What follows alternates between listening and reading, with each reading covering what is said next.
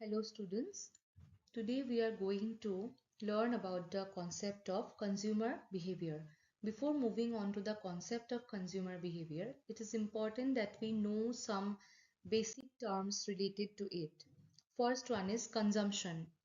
Consumption is the process of purchasing and using a product, then disposing of the remainder. So the process of consumption includes purchasing, usage, disposal of the remainder, ability or inability of the remainder to satisfy other needs. Now, for example, if we go to buy a packet of potato chips, then it will be the first stage in the process of consumption, that is purchasing. Usage will be when we eat from that packet of chips, that will be usage. Disposal of the remainder is whatever is left after we eat from the packet, that is the empty packet, that we have to dispose of. And the last one is ability or inability of the remainder to satisfy other needs. In this case, it will be not applicable as the empty packet of chips will have no utility. But let's say if we go to purchase a bottle of mineral water, in that case, the empty bottle will have some kind of utility. It can be used later on to store water, or a plastic container which can be used later in households to store other food products.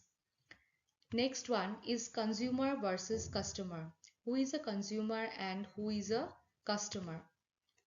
A consumer is the one who is the final user of the product.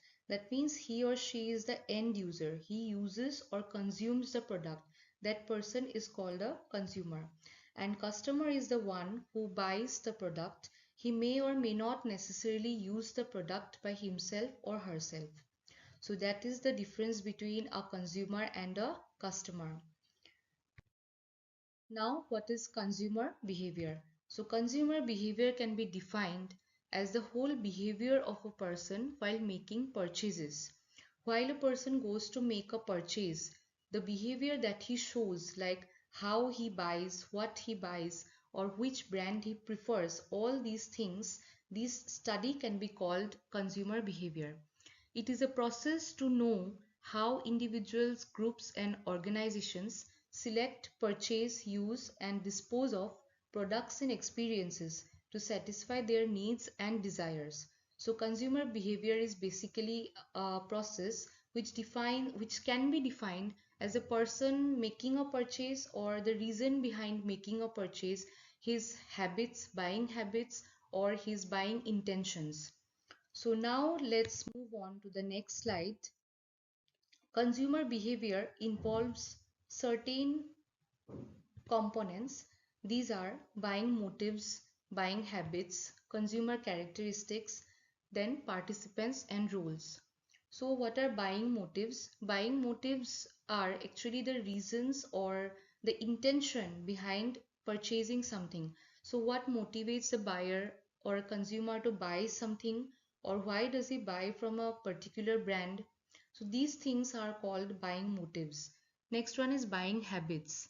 Buying habits are can be defined as the habits of a consumer regarding purchasing a product. That means how often does he buy, how does he buy, from where does he buy. This can be called buying habits. Next is consumer characteristics. Consumer characteristics are the individual characteristics of a consumer which influence a person in the buying decision process. Like individual characteristics here means a person's characteristics, like it can be his personality, gender, social status, economic status, or any other demographic characteristics. Next one is participants and rules. Participants and rules, here in we will learn about this one in details later on. But participants and rules means in a buying decision process there are many people who play a role in influencing the consumer to make a purchase, or what kind of influences a person to purchase something. This can be these can be a decider or an influencer or an initiator or the pair. These can be various roles played by different persons in the buying decision process. Now we come to the consumer buying decision process. This process has 5 stages. First one is need recognition, then there is information search, evaluation of alternatives, purchase decision, and the last one is post-purchase behavior. The first stage is need recognition, or we also say it as problem recognition. So this means when a consumer recognizes a problem or a need, that is called problem recognition. Second one is information search. Now the consumer will look for information about the products available in the market from various sources like internet, friends, or family. So problem recognition basically means that a person acknowledges the need for a particular product, and information search will be when the person will make searches about various features of a product or what he needs in a particular product. Those information sources can be from his friends or family, then internet or any other source. Evaluation of alternatives. Now, after doing the information search, a person will have a list of products or list of brands which can be which he can finally make a decision to buy. So these will be the alternatives. Various alternatives will be evaluated by the consumer in this stage, and before making a final purchase decision, he will make a list of all the pros and cons of each of these alternatives or options.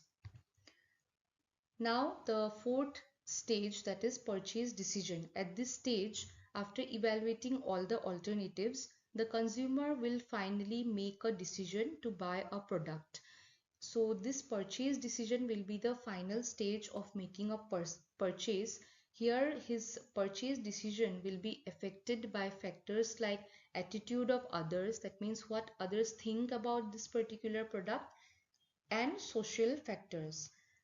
The last stage in the consumer buying decision process is post-purchase behavior.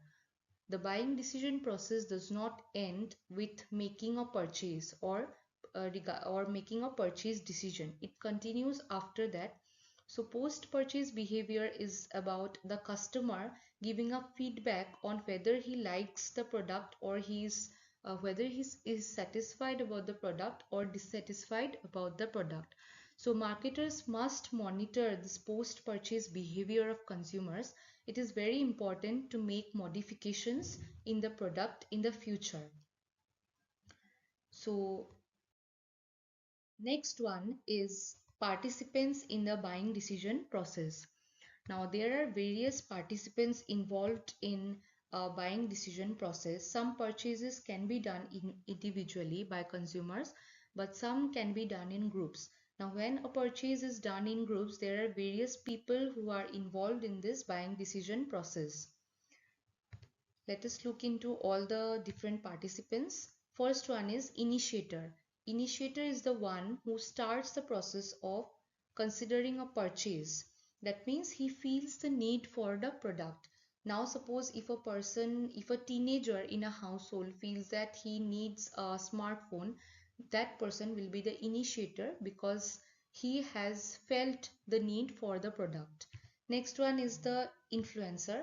Influencers are those who influence others in the decision making process. That influencer can be a friend, a family member, reference groups, or even retailers. Next one is the payer. The individual who has the financial power to purchase the product is called the payer. So payer is the one who ultimately pays for the product. That person is generally an elder person in the family or an earning member who has the financial capability to pay for that particular product. Next one is the decider. Decider is the one who makes the ultimate choice regarding which product to buy.